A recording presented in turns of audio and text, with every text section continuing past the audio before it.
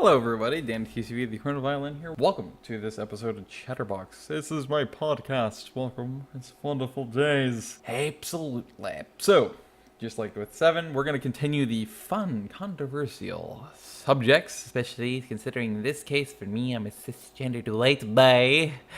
Oh good, it's the perfect target for the internet to lose their shit with. Today, I want to talk about I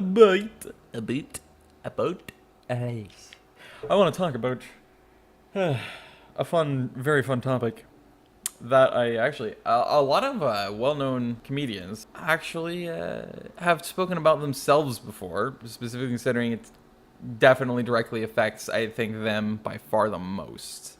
Especially if they're white and, well, quote-unquote, cisgendered. Hello, females. But anyway, yes, this is wonderful. So, the topic is going to be about hypersensitivity in humanity, but it's going to be a little more specific into comedy and into racism in general, and why a lot of people that cry racist are actually racist themselves. Oh my god, that's amazing. People, including if they're black, can be racist? Who would have thunk it? Apparently not the internet. So, time to get educated. Let's go. So, people like Ricky Gervais and Dave Chappelle are pretty famously people that are considered un-PC, or not politically correct. They're people who avoid being politically correct actively. They don't want to be, they don't like to be, and they just find it really infuriating. Plus, people kind of expect, including comedians, to be very PC these days. If they're not PC enough, then they're just considered racist, they're considered sexist, they're considered, misogynist, they're considered conservative Christian Republicans, I don't know. They're considered all these stupid random titles cast into a barrel with a bunch of other people that they don't really fit with, just because they don't fit what the people expect and demand out of them. Which for comedy, it's a horrible thing to allow yourself to be influenced and to do what your audience dictates to you, what they demand of you, what they want of you. It's better to make yourself an enemy of the people, it really is, as a comedian, than it is to be a friend of them and to take requests and do what they want. I know that Ricky Gervais and Dave Chappelle, specifically Ricky Gervais, spoke about this multiple times.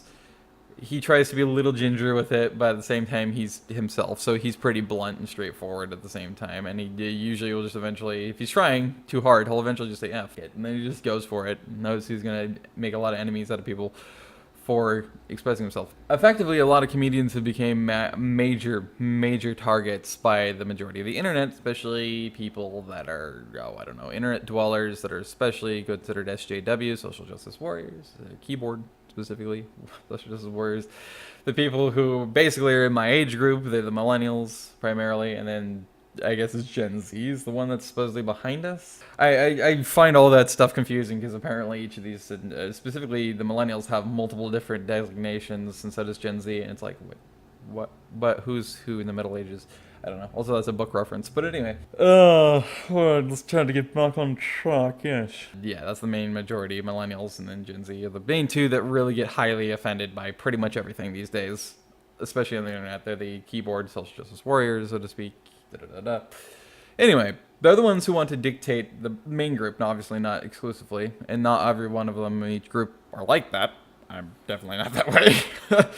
But they want to dictate to comedians what comedy they're considered to be acceptable to make, what comedy and jokes they're allowed to make versus disallowed. They want to dictate their entire set of jokes, their entire sets, their entire scripts, their entire everything. They want to dictate what jokes they can say, what words they can and cannot say, what convictions they can and cannot have, what way they're allowed to present it and not present them, and It's absolutely ridiculous to the extent that I can't say words today. Dave Chappelle, and I watched it recently. It's his main Netflix special, which is the because he has multiples, but the main one, I would consider it the main one, which is Equanimity and the Bird Revelation. I found that very funny, and I actually really connected with Dave on a deep level with that one, because so many of the things he said and so many of the things he believes in that and the way he spoke about them were so freaking up my alley, and it made me so happy, because it's like, finally there's some big name person that actually is not ceding to the majority. They don't give a fuck about you, majority. They don't give a fuck about you, society. They don't want to be a part of you. They don't give a fuck. They're just going to do whatever the fuck they want, and they don't give a damn if you hate them for it. They're doing it. I love people like that. The most un-PC people out there are usually the most funny and the best people out there too, I think, personally, because they really don't give a fuck what you think about them, what you think about what they say or what they believe. They don't care. And they will start laughing at you and telling you to fuck off if you keep trying to piss them off by saying, no, you're wrong, you can't have that belief, you're too white for that. It's like, ugh. You're an idiot. Now go fuck yourself. Like, you that's your life, that's your feelings and opinions. You can go fuck off now. I didn't ask you for them anyway, so go away. I don't care. Like, I don't care that you hate me now and you make me, and you feel I'm more of an enemy. Great, I'm an enemy. Go fuck yourself. It's pretty great. So I was watching that, and of course one of the main people he picked on was the LGBT plus community.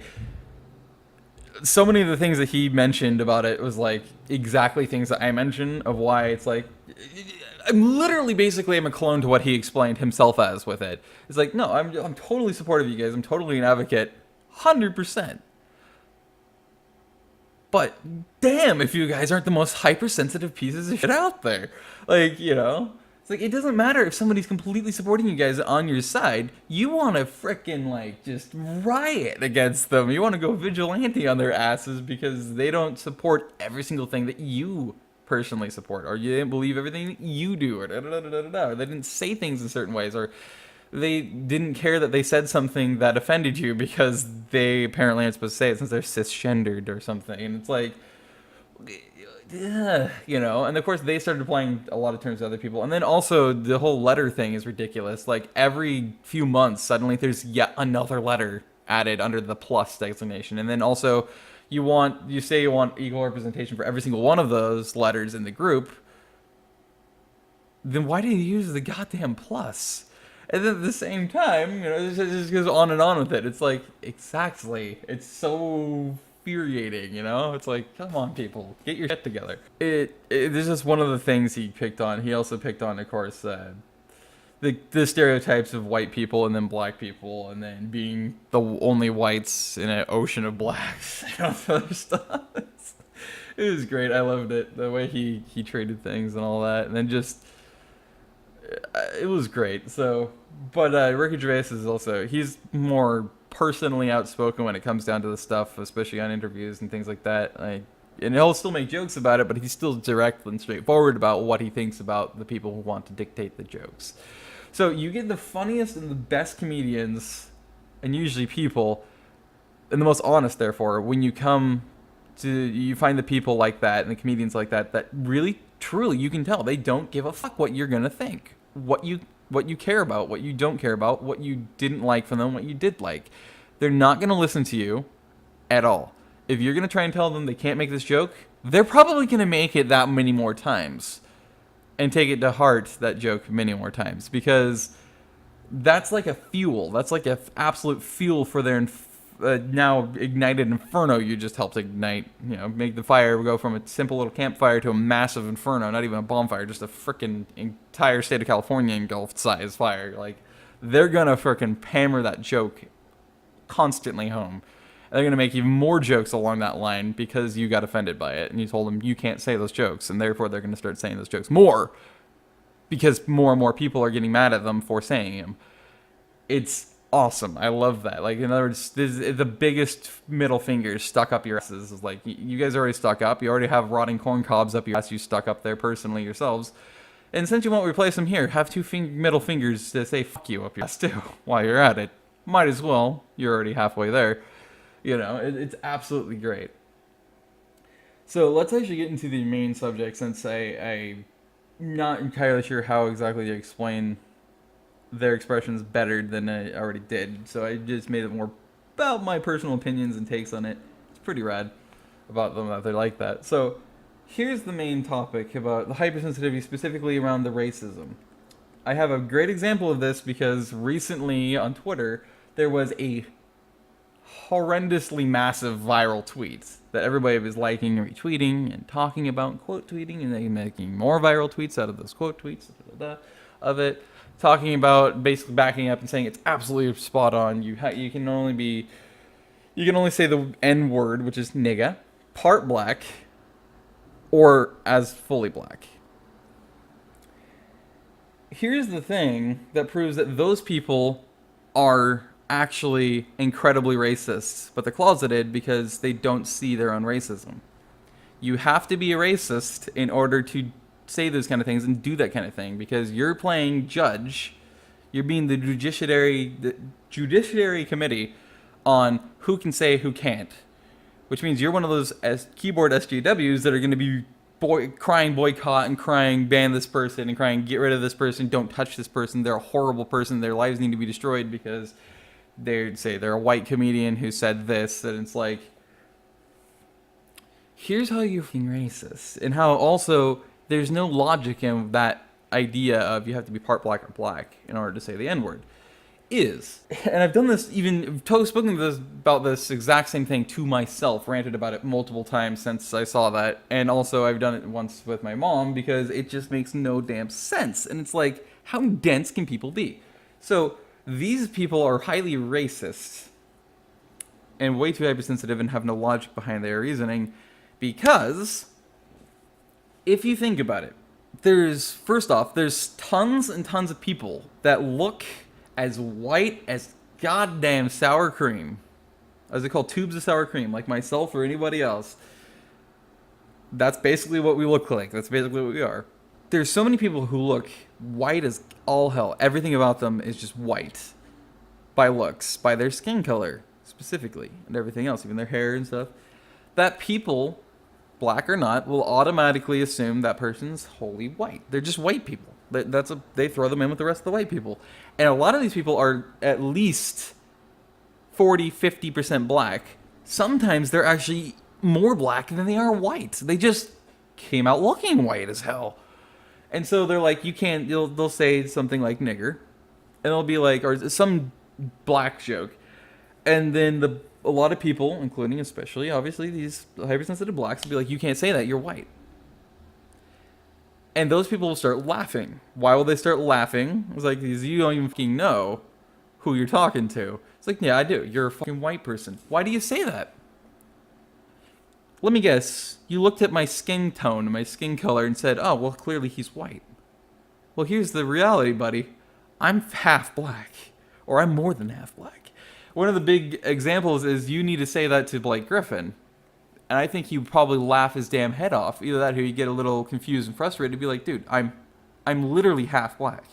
Because Blake Griffin is literally half black. The most you could tell is maybe his build a little bit, and then also the fact that he has the curls in his red hair. But then again, you don't have to have any black genetics in you to have that tight, rough black curl, or those curls in your hair. Even though a lot of people associate that with being black. But he's half black, but he looks as white as you'd ever believe. He looks as white as hell because he has red hair. His skin color is 100% as white as hell. Has freckles, right? He has all the traits of the whitest person you know, except he's half black. So technically, by that reasoning, he should be able to say nigga. No problem. The N-word, no problem. You look at so many people that aren't famous, but there's a lot of people that look even whiter than Blake. No joke. As white as could possibly be. And they're actually 30, 40, 50 or more % black. Literally. There's actually a surprising amount of people out there that are like that, including in the US. You just wouldn't necessarily know it. And so, in doing this, these people are auto-judging people by their skin color. They're literally looking at their skin color and saying, you're white, you can't say these words. Which also, at the same time, if you look at all these different studies, and even the honest, like admittances of a lot of these genetic testing companies, specifically the ones from like the 40s through like 80s.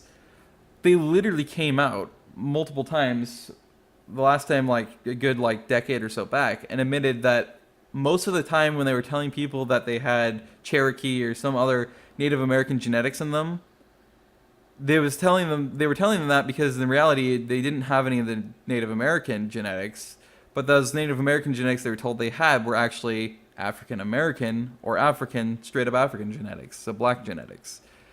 And they knew that since these people were white, they probably would get highly offended and then defamate the company because clearly it just had to be wrong.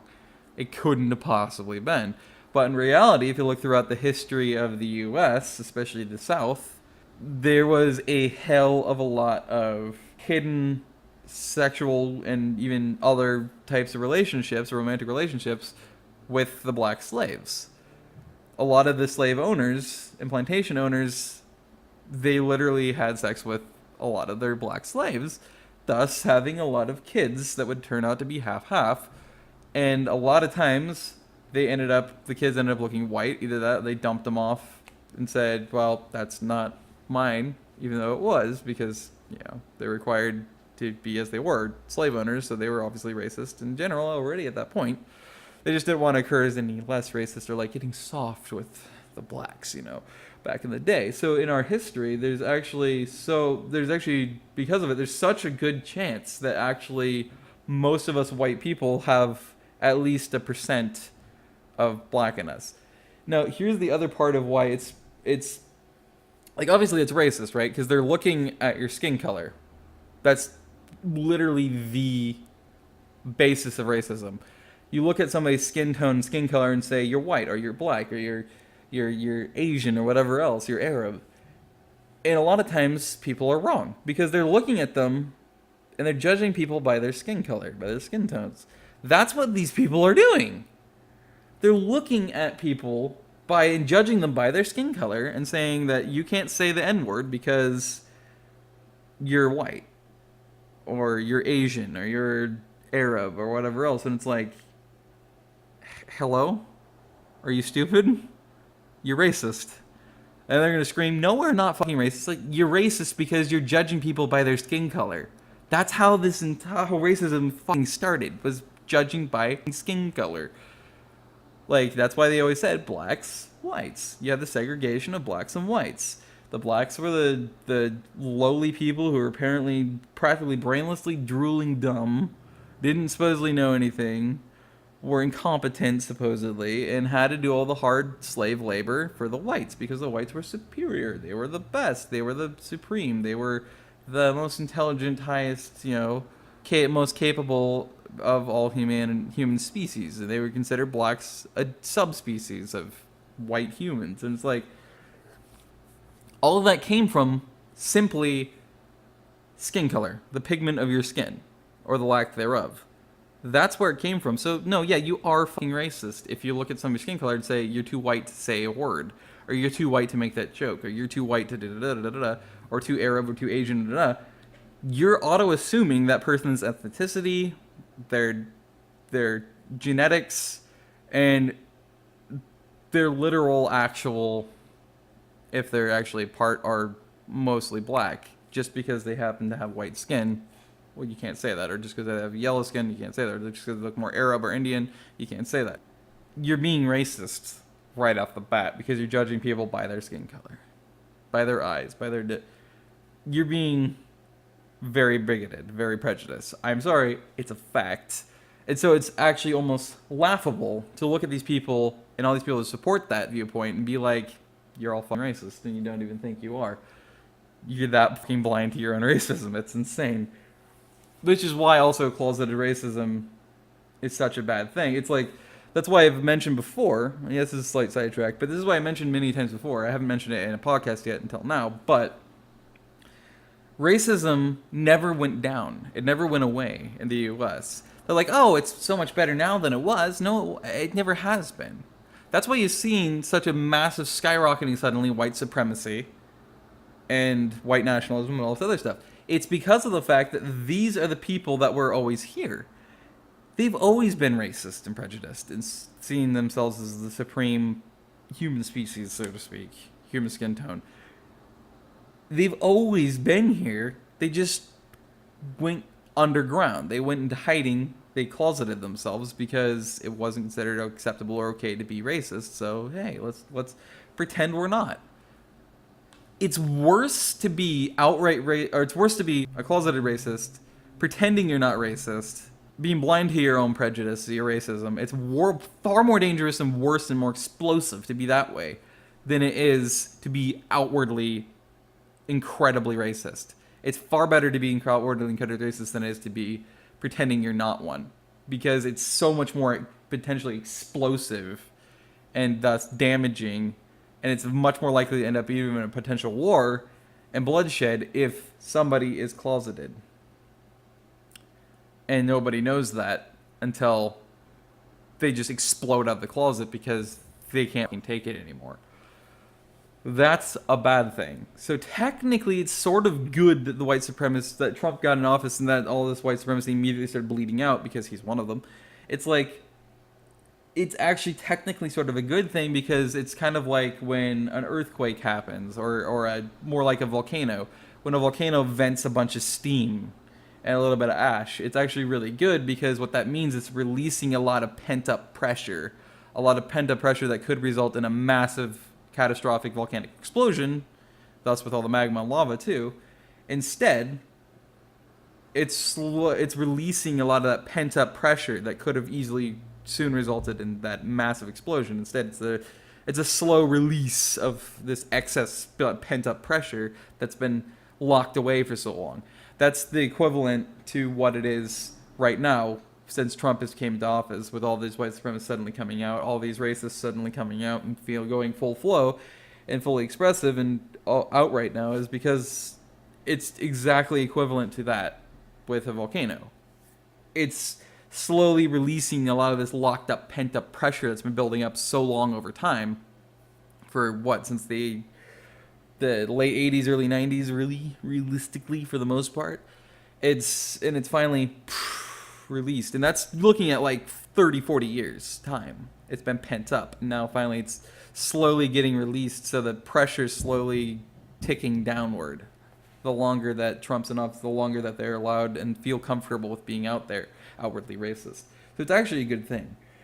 Unfortunately, it's just as much of a bad thing as it's a good thing, but it's a good thing because at least it lets a lot of that pent up pressure off, and therefore it's a lot less likely to be explosive, especially considering if and when we get somebody in there again and people back in power, that they suddenly go back into hiding again. It's really good because it allows us a little more time before that explosion happens, where none of them can take it anymore and just erupts in a massive way.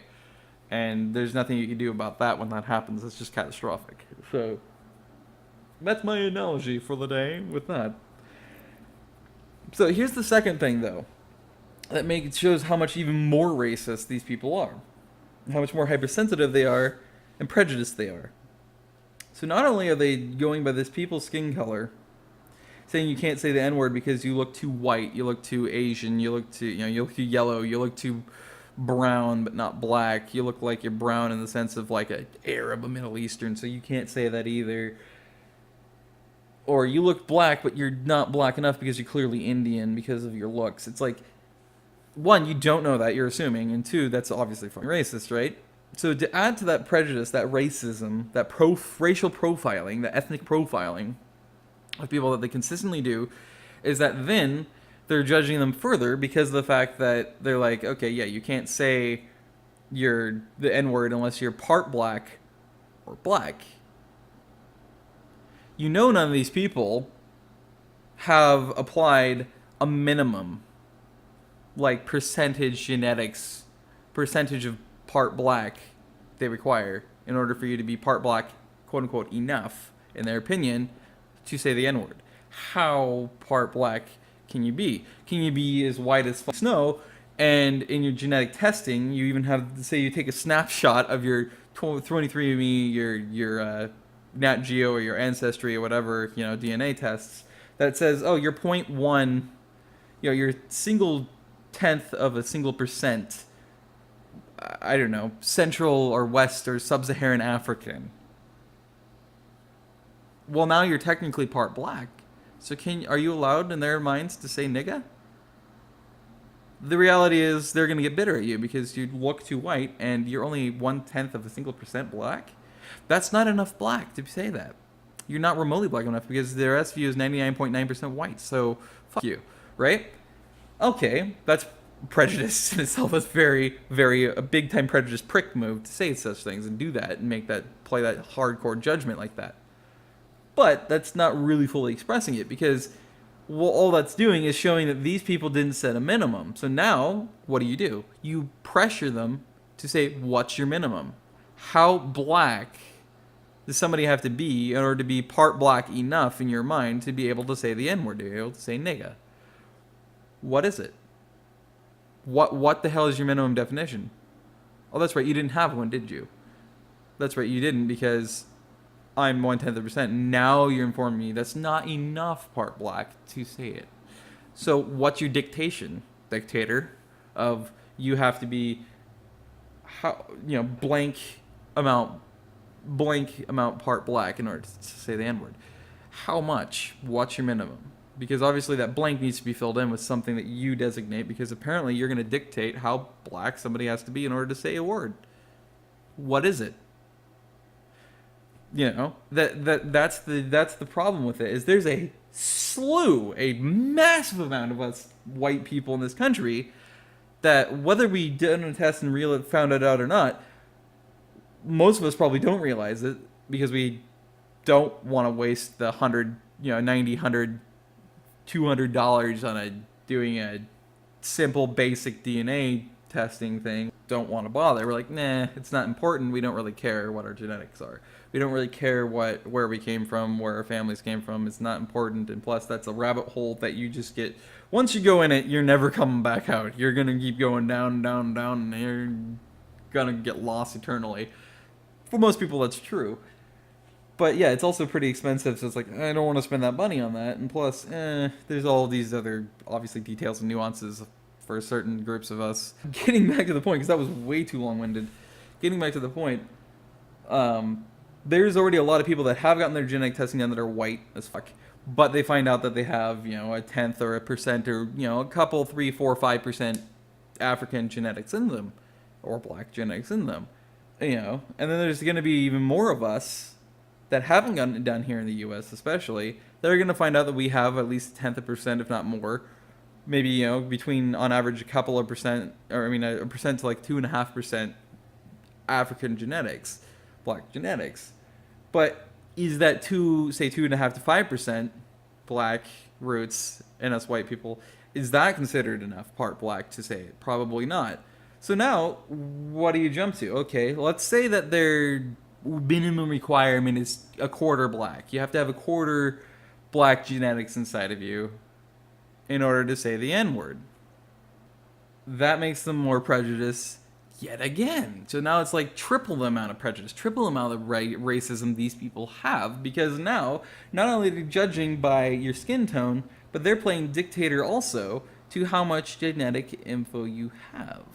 How much black genetics you have in you. So now, they're isolating a big part of their own goddamn racial and ethnic communities. They're isolating them and they're kicking them out saying, you're not black enough to be considered black, go fuck yourself. And it's like, hang on a second. What the fuck? You're really going to go that far to say, well, no, but you're not black enough to be considered black, so go fuck yourself. Is it going to be more like 50%? You have to be half black? Probably. That's the most realistic one I can think of, is that they're going to say, well, minimally you need to be at least half black or more.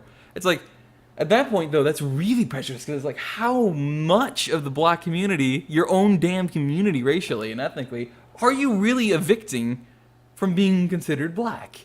From being considered black enough to being considered black, to say black things, to do black things, to be with black people. It's like, are you fucking shitting me? What? It's like their own weird modern day form of racism and prejudice, even against their own ethnic backgrounds and racial group. It's like, are you shitting me? You're that prejudiced? You're that racist? You're that dictatorial? You're going to dictate that to people? That's fucked up, But that's what's happening. And actually, I know that a lot of people in the LGBT plus community feel isolated themselves, even though they officially consider themselves a part of the community. They don't feel included in it because of the fact that it's a little different, obviously, because it's a unique group unto itself, but it has kind of the same basic problems that modern day black community saying the keyboard SJWs are having, because they're isolating out so many different people in their groups. And a lot of these groups that are within the LGBT plus community are actually isolating themselves away from others. And they see almost this, in fact, they do have a contentiousness between them. So say you have, this is just an example. I'm not saying that these are the groups that are contentious with each other in it. So say Q, so queer, B for bi, and then say A for asexual, which makes no sense that it's even in there because it's all about sexuality, but asexuality means that you're not sexual at all. You have no sexual feeling, so, or attraction. So how the fuck is asexual in there? I don't get that. Plus, they're not really, they may not be a very well understood group because, but it doesn't help to put them into the rest of the group that's all about sexuality, because that's just going to confuse people more and say, well, then they are sexual somehow. So what is their sexuality? It's like, wait a minute, what the fuck? No, you're making it worse. Take the A out. Asexuals do not belong inside of a group of sexualities. It just doesn't make any fucking sense, because they're literally not fucking anybody, because they don't find any hormonal attraction to anybody. They're nothing. Everything is platonic about them. They have absolutely no sexual desires, no sexual feelings, nothing. They feel nothing sexually. They have no sexual thoughts, nothing. It's just blank. They're blank, so they don't belong there. But that's, again, jumping to a slightly different topic. So let's slip back into where we were. So let's say those three groups. So the queers, the bis, and the A's, the asexuals. So you have those three, and then you say you have the gays, the lesbians, and the pansexuals. This is, again, just an example. It's not literally groups that necessarily are against each other, but they're content. Say in this example, those three groups would be contentious with each other. They isolate each other. They tend to kind of have a little bit of a hatred of each other. They tend to see each other as not really belonging with the group. And they don't deserve as much representation as we do. We're less represented. We're more misunderstood, so we deserve it more.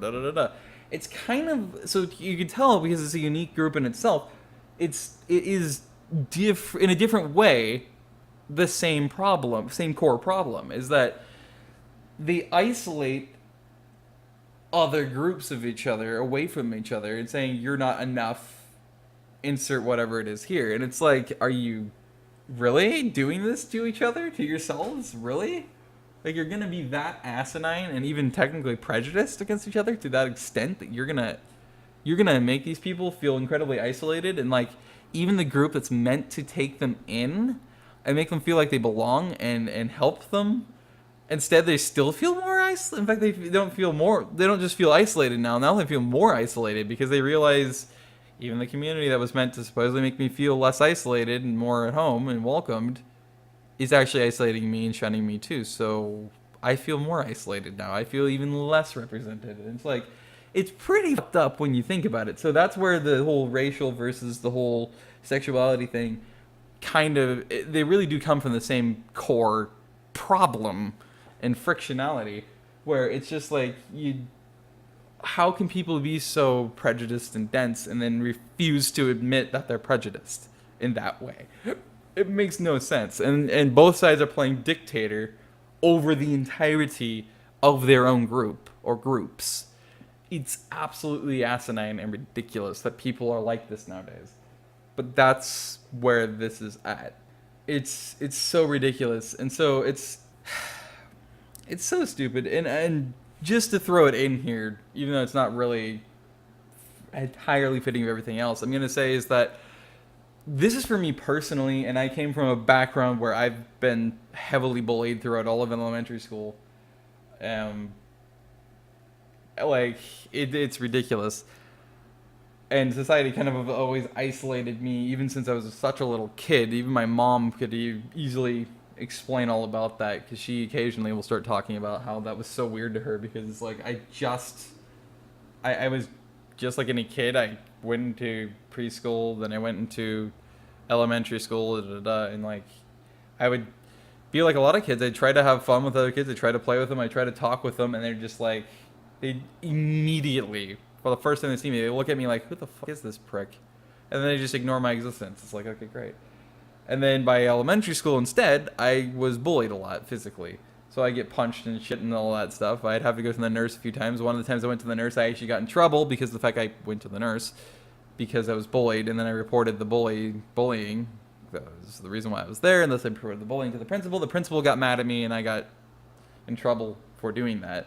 Then the next day, same time I always get bullied, which was at lunch recess at the very end of it, right outside the doors going to school, I got beaten the shit out of by the bullies. And there was, of course, the principal, the vice principal, and 2 high-ranking teachers of the school all standing there watching it happen.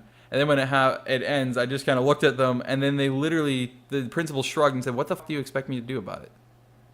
What do you expect us to do about it? Get to class." That was it. That was it. Like, in other words, you don't tell on people for bullying. You don't come into the nurse. You don't do any of that, because we won't do anything about it, because we don't really care. That's the kind of background I came from, though. And so, one of the things you have to, you mentally are going through with yourself when you're so heavily consistently bullied and society isolates you and all this other stuff, is you try to learn and try to teach yourself to not be affected by it, whether it's the physical abuse or the mental abuse or the emotional abuse. And mental emotional abuse usually comes from primarily verbal abuse. So it's always the insults, the degradation, the defamation, all that shit. That's the main stuff I went through, was physical and then verbal. And everybody's tearing me down and shit. And it's like, I had to learn and teach myself that, you know what? They're just words. They're just, in the grand scheme of things, they're just squiggles that somebody, literally, it's laughable, because that's all words are made up of these squiggles that are smashed together that somebody decided to call words after they decided that they'd call those squiggles letters, and then call what those words would make into language. They're just squiggles. In the grand scheme of things, that's all words are. That's all letters are, just squiggles. They really don't have any purpose or meaning, and it's like, so who the hell cares? Plus, that later on, a lot later on, like 10, 15 years later, to especially where the last 5 years of my life, I'm like, and I'm 25, so basically in my 20s here, I've taught myself to not give a fuck what people think about me, what people think about what I say, what people think about anything. Like, because it's the best, I've learned it's the best service to myself and even to everybody else, to just ignore people and not give a fuck what they're saying about me, not give a fuck what they're talking about. Just let it go. Let them be mad at me or whatever, upset with me, or not believe me, or degradate and defamate and insult me and everything, and I'll just not care. Ignore them, because it's like, it doesn't, in the grand scheme of things, it's just squiggles. That's all it is. They're purposeless. Doesn't really matter. Who the hell cares? And so, to me, that's what words really are. They're really just empty things that we just use with something to familiarize ourselves with a way of what we call communication. And it's like, so in the grand scheme of things, when it comes down to people that are trying to insult you, they're trying to offend you, they're trying to hurt you, they're trying to defamate you, they're trying to drag you, they're trying to tear you down and tear you up and make you feel horrible, make you feel like you're just the worst excuse for life or whatever else. In the grand scheme of things, why should you care what they say? Obviously, they're just doing that because it's probably more a reflection of who they are and where they're at in their life, what they feel about themselves. But even if it's not, like, it doesn't really matter, because they're just being idiots, wasting their life away, trying to tear you down, trying to insult you. Who cares? So in other words, that's another thing, is that you can ban the use of a certain word, say, in this case, the N-word, so nigger. You can ban that because it always was a weaponized term by whites, especially way back in the day, up through, like, the 90s, and now by a few more country fried Southern Republican conservative Christian stereotypes, right? Yeah, there's going to be people that are going to weaponize any and every word. There's a rare few white people that use it, and when they use it, it's usually modern day white people that do use it. It's usually literally not in a negative way. It's not in a way that has even a connotation. It's more of an expression. And if it has any kind of connotation or meaning behind it, it's still an expressive meaning. So it's like, what? It's like, the hell? Or what the hell's wrong with you? Or what the fuck? Or something like that. That's not a bad thing. Like, it's kind of like how profanity technically doesn't even exist. How bad words, quote unquote, technically don't exist. Because bad words or profanity only comes into existence when the majority of humanity or society decides to get offended by the words, decides that they're bad, decides that they feel like the weaponization of them, the connotation it has, the definitions that people are using them with makes them bad, makes them profane, makes them insulting, makes them horrible. Then they become profanity. Then they become bad words that you aren't supposed to say. So in the end, words are empty. The meaning and the intent of them are the thing that fills them, I guess, that makes them have purpose. So it really shouldn't be the words that people are getting offended by, or that people, not even offended, the words that people should be putting the emphasis on and the worry on and putting the bans on. It should be the use of it, the intent behind the word. And also, it's not for anybody else that's hearing somebody use it to play judge on what the intent of that person is. Because just because that's one of the most infuriating things with communication these days is people are so hypersensitive that just because you say something in a certain tone or with a certain body language, a certain pose or something, a certain slouch or something, suddenly, or lack of eye contact, whatever it is, something body language related or tone related or both, people auto assume what you mean by that, what your conviction was, what the emotion behind it was, and what the intent was of you saying it. And it doesn't matter what you say as the person who said that word, no matter what defense you come up with, no matter how you explain it, they're not going to fucking believe you. They're going to get super bitter with you, especially once you start explaining it, defending it. They're going to get more bitter because obviously they're fucking right. Their assumption is right because no, what you're saying is just to cover your own ass. It's not true. No, because your body language, your tone said it all. And it's like, that's something that it might be one of the most infuriating things I have to experience throughout my life, is because apparently a lot of times I'll carry a specific tone or have the body language or both. It's really a tone thing though, most often. Sometimes body language, sometimes both, mainly the tone by itself. I'll have people suddenly get really negative. They'll get really upset and really irritated at me, or really angry or something, or just feel super insulted and be like, suddenly yelling at me, like, what the fuck is wrong with you? And it's like, what is wrong with you? What the fuck did I say that pissed you off? And it's like, you know what you did. The way you said that was just so negative. And it's like, excuse me? You're picking at my fucking tone? Now I'm gonna get fucking negative and I'm gonna get fucking pissed at you. And yeah, now I'm gonna piss you off because you just pissed me off by saying my tone meant something. My tone is what carried the connotation, the meaning, the intent behind the word. It didn't fucking do that. And 90% of the time, when you say something like that and people pick up the tone, you don't even have any consciousness knowing or hearing your tone. You don't consciously pick up on your tone. You don't hear your tone. And why should you have to stress and worry about not just the words you speak and the body language you host while you're speaking and how you're saying and how you're articulating your sentences? Well, no. Now you have to be very dictatorial and very, very, very thoughtful and very specific and worrying and stressing all about your tones now, too. It's like, are you shitting me? That's such a horribly negative thing. That's a bad thing. Nobody should be wasting their life and their time away worrying about what they're saying, how people are going to take it, how people are going to think, not having to, it's such a negative, bad thing to waste your life and time away worrying about how you're saying something, how you're sitting, how you're standing, what your pose is, what your body language is saying, what your face is saying, what your eyes are saying, what your direction you're looking is saying, what if your right foot's pointing too far to the left or something like that, or your arms are crossed and therefore you're confrontational, because that's only possibly what that could mean. Or, it's like all these different things, the tone and everything else. It's like, are you shitting me? I have to worry about apparently literally everything now? No, you know what? Fuck that. I don't give a fuck what you think. And it's really hard when, in terms of communication, it goes so quickly awry, and no matter what you say is invalid to that person. What they believe, what your conviction was, what your intent was, you're never going to change their mind off of that. And it's like, the fuck is wrong with these people, And it's like, that point, yeah, you still shouldn't give a fuck. You shouldn't be stressing about it. I do, because it's so tough for me to do that. And I already have a hard enough time communicating in a way that other people can understand. I already have a hard enough time understanding what most people are telling me or talking to me about.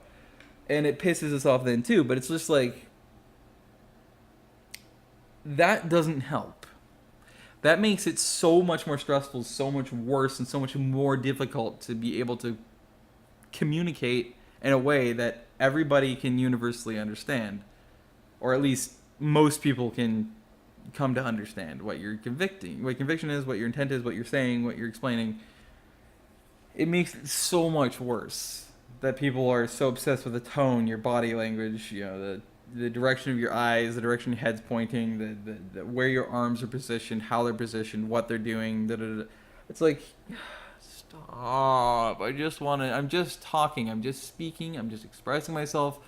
Why is it that you're instead more focused on my body language, on my tone, on my eyes direction, on how much they're moving, on how much my head's moving, on where my head's typically pointed when I'm saying things or calling memories, or if I have a twitch, or if I have my hands twitch, or if my arms are crossed, or da-da-da-da. It's like, are you fucking serious?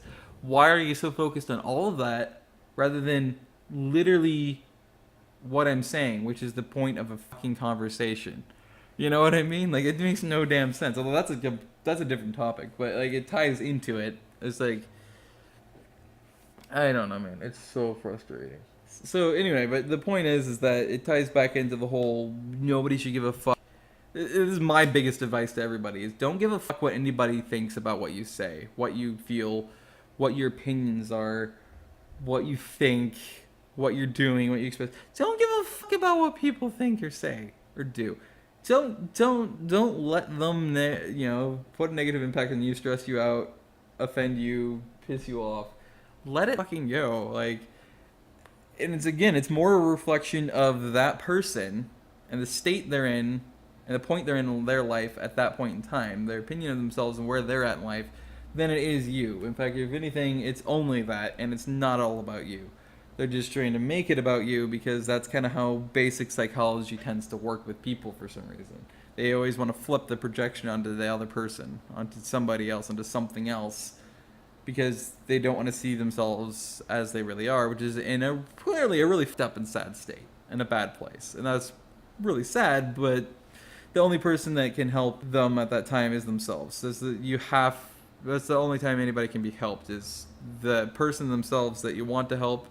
You'll never be able to help unless they're trying to help themselves and they are dedicated and intent on helping themselves and getting better. Then yeah, you can help themselves out. Basically, it's really what's happening there. But otherwise, you're never gonna do anything. They're gonna be a stick in the mud, and you're gonna waste your life away. So why worry about things? Why care? It's like, oh, that's a heartless way to look at it. That's really psychopathic. It's like, well, whatever you want to believe. That's your prerogative, but that's not at all what it sounds like to me or makes sense to me as. But like, it's not like you're not going to have emotional reactions to things. You're not going to feel emotion. You're not going to, have a little care at certain points in time, depending on the situations, depending on what's being spoken about. Like, you're not going to say, fuck, your grandfather just died. I actually, in reality, I was only pretending like him. I fucking hated him. You're not going to say that unless it's a joke, and it's clearly a joke, and the person's still not going to think that because they're going to be too emotional at the time. But you know what I mean? Like, it's, for the most part, those points you probably would automatically, in fact, without even having to think about it. It would just be autopilot. It would be instinct. You would be worrying about it, and you would be avoiding certain things being said and certain things being admitted, certain things being talked about and all that stuff, because you don't really want to, come off wrong or insult people. Well, then again, I'm the kind of person that's like, I like to make light of dark or bad situations and circumstances and stuff. So I am the snide satirical comedian when it comes down to loss of family members and all that. So there's that. But I digress. Anyway, I'm just now back to the rambling part of what I typically do, babbling onward and spewing. So I think I've about said what I wanted to here, what I can. So yeah, I think that'll be the end of this episode. I hope you guys enjoyed. Most importantly, I hope you got the gist of it and understood it well enough. And let me know what you guys think about what was said here in the situations and just in general, all of that. Let me know what you think down below in the comments. Also, please do leave a like because it's very helpful. Lets me know you guys got the gist of it, understood it, enjoyed. And yeah, you'll obviously be honest with it. So if you really actually disliked it and didn't agree with it and all that, go ahead and leave a dislike. That's why that button's there. And of course, be sure to, well, at least I would appreciate it. It's your prerogative, obviously, but I would love to understand why it is you'd be leaving a dislike and why it is that you disliked it. In other words, you disagreed with it.